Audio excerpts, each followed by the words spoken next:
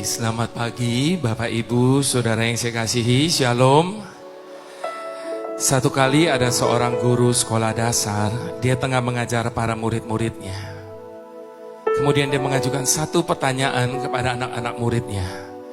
Anak-anak, menurut kalian siapa Tuhan itu?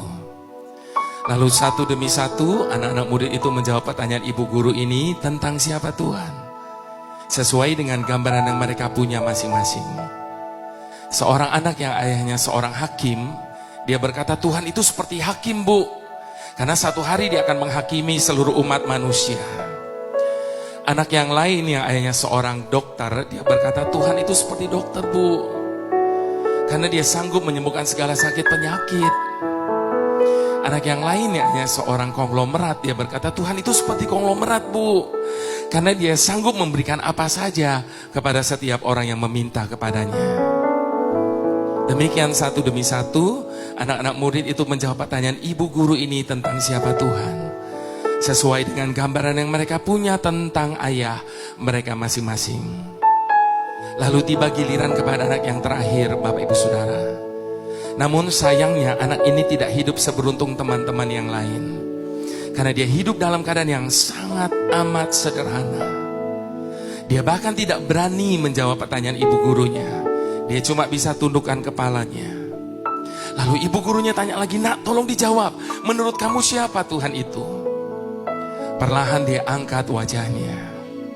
Dengan suara bergetar dia berkata, Tuhan itu seperti pemulung, Bu. Serempak satu kelas menjadi riuh oleh karena jawaban dari anak ini. Lalu ibu guru itu tanya lagi, kenapa kamu samakan Tuhan dengan pemulung, nak? Sambil menitikan air mata anak itu berkata, pemulung memungut sesuatu yang tidak berguna, membersihkannya, dan menjadikannya sesuatu yang berguna. Satu kelas yang tadinya riuh mendadak menjadi hening. Lalu sambil menangis anak itu berkata, demikian dengan hidup saya, Bu. Ketika ayah saya menemukan saya di pinggir jalan, dia membawa saya pulang ke rumahnya. Dia mengasuh saya, dia mendidik saya, sampai saya bisa sekolah di tempat ini.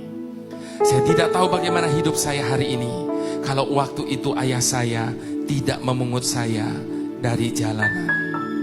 Ibu guru ini menangis, dia peluk anak itu. Satu kelas yang tadinya hening, mulai terdengar isak tangis di setiap kursi.